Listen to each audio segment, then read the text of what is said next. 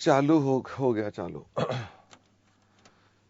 तो देखो, हम लोगों ने लास्ट क्लास में अपने पास ग्रांट्स के बारे में बहुत सारी बातें करी थी, सिर्फ एक ग्रांट का हमने डिस्कशन नहीं किया था, ग्रांट फॉर पीपीई। अगर मान लीजिए आपको किसी एसेट के लिए ग्रांट मिलती है, जिसके अंदर आप कोई एसेट बाय करेंगे, you will purchase any plant assets PPE including major renovation. आप उसकी मेजर रेनोवेशन कर रहे हैं तो क्या वो भी हमारे लिए पीपी में आ जाएगा? वो भी हमारे पास पीपी में आएगा। तो इन ग्रांट्स को ट्रीट करने के दो मेथड आपके पास अलाउड हैं। दो मेथड कौन कौन से हो गए? एक मेथड हमारे पास हो गया नेट मेथड और एक मेथड हो गया हमारे पास ग्रॉस मेथड। अगर नेट मेथड की बात करें तो नेट मेथड में जब हम ग्रांट को रिसीव करते हैं तो क्या ट्रीटमेंट होता है? हम ऐसी स्थिति में अपने एसेट को रिड्यूस कर देते हैं। We show asset at reduced amount. उसकी जनरल एंट्री क्या बनती है? हम अपने पास पहले तो ग्रांट रिसीव करते हैं, bank account debit to deferred grant liability. फिर उसके बाद हम प्लांट खरीदते हैं तो एंट्री बनती है plant account debit to bank. और फिर हम अपने पास जो डेफर्ड ग्रांट लायबिलिटी है उसे कहां ट्रांसफर कर देते हैं? हम उसे अपने प्लांट के अंदर कम कर देते हैं। इससे आपका प्लांट नेट अमाउंट का हो जाता है। यहां पर आकर हमने एक बात कही थी कि अगर आपका एसेट नेगेटिव हो जाए, अगर आपका एसेट नेगेटिव हो जाए तो आपको तब भी उसे शो करना पड़ेगा। किस पर शो करना पड़ेगा? At nominal value. और ऐसे केसेस में आप उसको कैपिटल रिजर्व के साथ शो करेंगे और इस पर डेप्रिसिएशन चार्ज नहीं करेंगे। और इसी पर एक बच्चे ने पूछा था, सर अगर एसेट नेगेटिव नहीं होता, जीरो हो जाता है, तब भी क्या यही ट्रीटमेंट होगा? द आंसर इज यस, तब भी यही ट्रीटमेंट होगा। फिर हमने आपसे कहा कि हम अपने एसेट को जब डेप्रिशिएट करेंगे लेटर ऑन, तो हमारे एसेट की डेप्रिसिएशन जो आएगी वो किस पर आ रही होगी? Depreciation eight net value. भाई आपने अपने पास जो प्लांट लिया था उस प्लांट के अंदर जो नेट वैल्यू है इसके ऊपर आप डेप्रिसिएशन चार्ज करते हैं। तो हमारे पास ये सिंपल सा ट्रीटमेंट होता है अंडर नेट मेथड। यदि यही ग्रांट कल को रिफंड हो जाए तो हमें क्या करना चाहिए? अगर ग्रांट रिफंड हो गई तो मौज हो गई, आपको कुछ इसमें ज्यादा मत्थापच्ची करनी नहीं है। क्या ये वापस एसेट में या पीपीई में डेबिट हो जाएगा? PPE account debit to bank. इसका मतलब इसका रिफंड बहुत सिंपल है। इसका रिफंड जो है बहुत सिंपल है। एक बच्चे ने कहा ये पहले लायबिलिटी में क्यों आया? क्योंकि जब तक आप प्लांट नहीं लेते तब तक वो आपकी लायबिलिटी होती है। ठीक है, जब आप रिफंड कर देते हैं तो PP account debit to bank, जो भी अमाउंट आपने रिफंड किया, रिफंड का अमाउंट हो सकता है बराबर हो या कम ज्यादा भी हो सकता है। इसमें एक इश्यू आता है, क्या आता है? The depreciation is to be calculated on prospective basis. ध्यान दें, रेट्रोस्पेक्टिव नहीं, ऑन प्रोस्पेक्टिव बेसिस। मतलब आप अपनी डेप्रिसिएशन जो लगाएंगे वो आप प्रोस्पेक्टिव बेसिस पर लगाएंगे। तो इसमें हमारे पास प्रोस्पेक्टिव पर जब लगाना है तो जो भी आपके एसेट का कैरिंग अमाउंट है, हम उस कैरिंग अमाउंट में ऐड कर देंगे रिफंड, और रिफंड को ऐड करने के बाद जो रिवाइज्ड कैरिंग अमाउंट है, जो रिवाइज्ड कैरिंग अमाउंट है, इस पर हम डेप्रिसिएशन कैलकुलेट करेंगे एट द जो भी ऑन प्रोस्पेक्टिव बेसिस। यहां पर आकर एक मुद्दा आता है कि क्या हमारे पास depreciation till refund old value पर लगनी चाहिए और depreciation after refund revised value पर लगनी चाहिए? The answer is yes. कायदे से तो यह तरीका है कि जब आप रिफंड कर रहे हैं, रिफंड तक की डेप्रिसिएशन क्या होगी? ओल्ड वैल्यू पर आएगी। फिर रिफंड के बाद जो रिवाइज्ड वैल्यू आएगी उस पर बाद वाले पीरियड की डेप्रिसिएशन आएगी।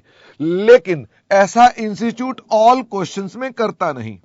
ICAI does not follows in all questions, except कौन से क्वेश्चन में उसने ऐसा कर रखा है? क्वेश्चन 32 में उसने ऐसा कर रखा है। तो हमने आपसे कहा कि आप ऐसा करना चाहें तो आप कर सकते हैं। Still this is correct method and can be done. हमारे पास, आपको ये भी मैंने बता दिया, क्वेश्चन 38 में ICAI ने क्या दोनों मेथड फॉलो कर रखे हैं? उसने दोनों मेथड फॉलो कर रखे हैं। वो कह रहा बच्चा कोई भी कर ले, हमें कोई दिक्कत की बात नहीं। बात मुझे पहले नहीं पता थी, मैंने भी आपके सामने जब चेक किया तो मुझे भी पता चला। मैंने कहा हमारे ग्रॉस मेथड में क्या होता है।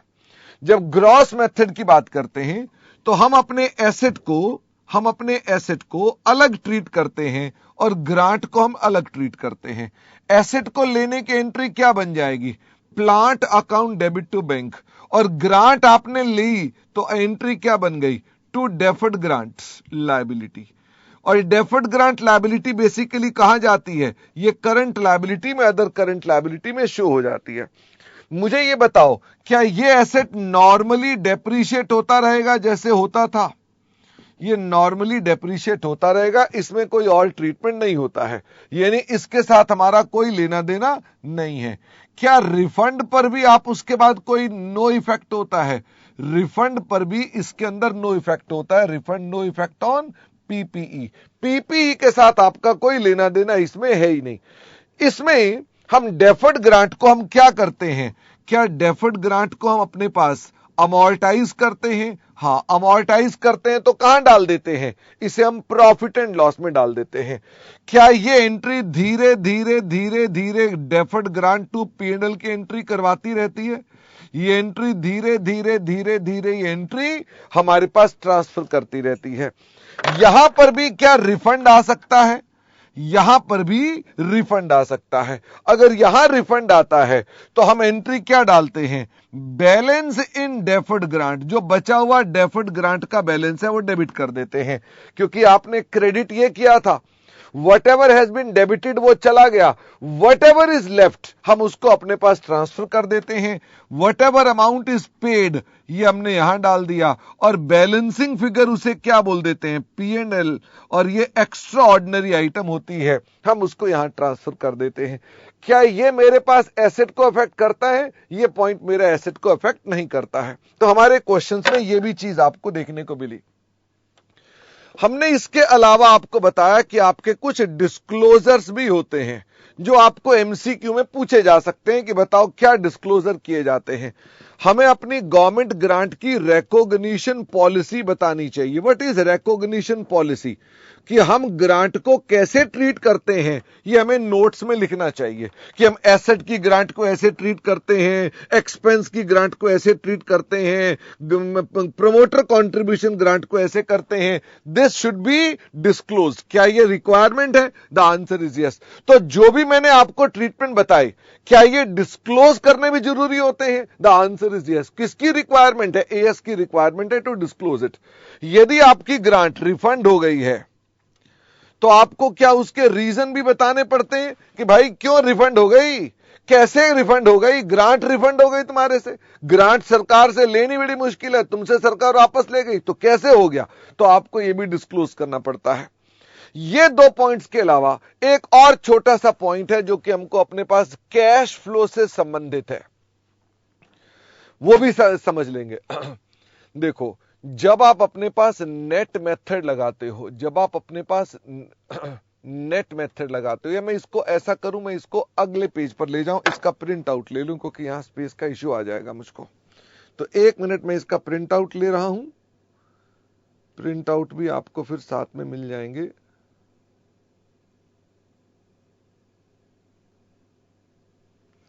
चलिए, मैंने इसका प्रिंट आउट ले लिया है, तो मैं अब इसको थोड़ा सा रब कर सकता हूं।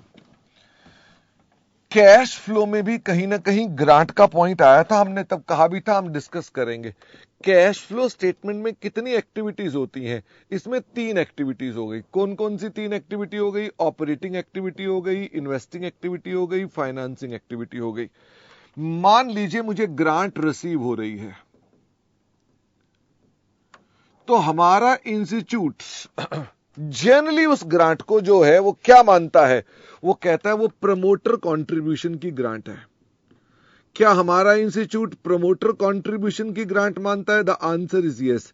देयरफॉर वो उसे कहां ट्रांसफर करता है? वो उसको एफए में ट्रांसफर करता है। क्या आपको याद है हमने कुछ क्वेश्चंस किए थे कैश फ्लो के, तो उसने लिखा था ग्रांट रिसीव हुई, तो हमने उसे कहां डाला था?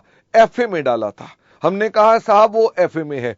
क्या प्रमोटर कंट्रीब्यूशन ग्रांट कैपिटल जैसी होती है? फटाफट से बताओ।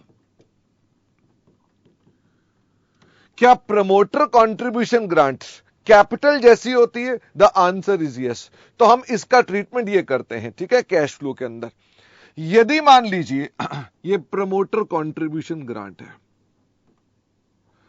यदि मान लीजिए ये फिक्स्ड एसेट्स की ग्रांट हो, तो आपको अगर याद हो तो मैंने आपको बताया था, क्या ये amortisation of grants, amortisation of grants, क्या इसने आपका पीएनएल बढ़ा दिया? फटाफट से बताओ, क्या इसने आपका पीएनएल बढ़ा दिया? The answer is yes. हम इसे क्या माइनस कर देते हैं? हम ऑपरेटिंग में माइनस कर देते हैं, क्योंकि आपका प्रॉफिट बढ़ा हुआ है।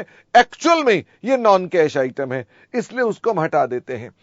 क्या इंस्टीट्यूट यही पूछता है? यही पूछता है। क्या सेवा भाव से और भी बातें कर सकते हैं? हां, अगर कभी रिफंड ऑफ ग्रांट हो जाए, एक्सपेंस ग्रांट रिफंड हो गई, फटाफट से बताओ कहां जानी चाहिए? अब आप कॉन्सेप्चुअली बताएंगे। रिफंड हो गई एक्सपेंस की ग्रांट, तो इसका मतलब एक्सपेंस की ग्रांट, तो एक्सपेंस ऑपरेशन है। एक्सपेंस कौन है? ऑपरेशन है। तो ये कहां जाएगा? ओए में। ये माइनस होगा किस नाम से? एक्स्ट्रा ऑर्डिनरी आइटम के रूप में। बट क्या इंस्टीट्यूट ने यहां तक कभी सवाल पूछा है? नहीं पूछा, पर मैंने आपको बताया अगर कभी रिफंड हो जाए तो ऐसा होगा।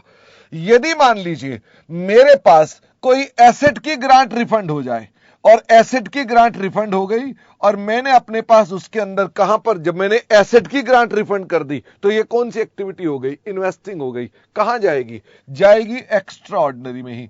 एक्स्ट्रा ऑर्डिनरी का मतलब क्या हो गया? एक्स्ट्रा ऑर्डिनरी का क्या मतलब हो गया कि आपने अपने पास उसे लास्ट आइटम के रूप में शो करना है।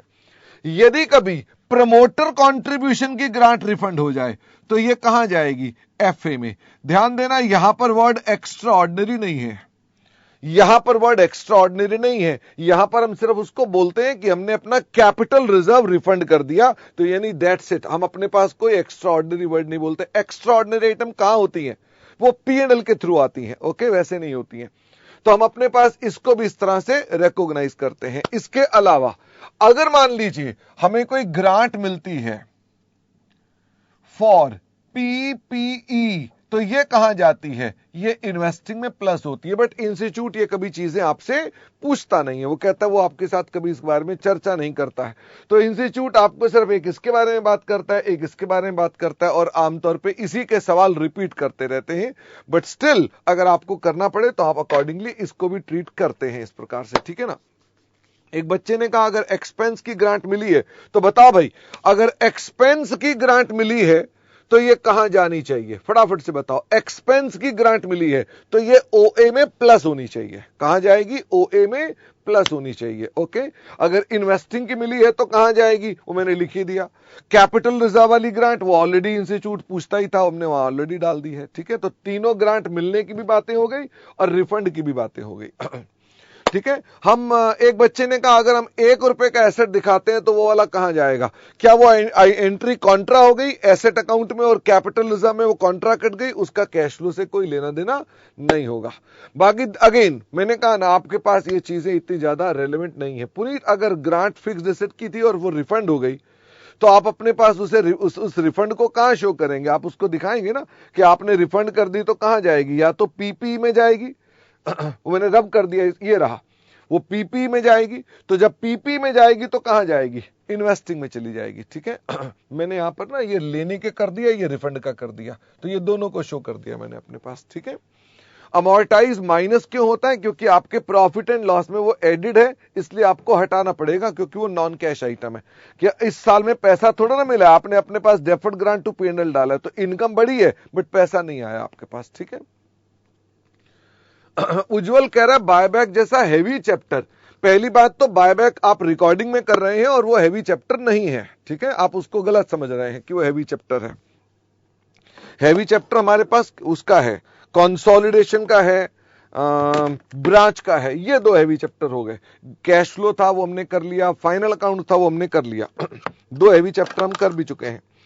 चलिए, तो मैं आपको यहां पर क्लास को विराम दे रहा हूं और इसके बाद हम नया टॉपिक स्टार्ट करेंगे।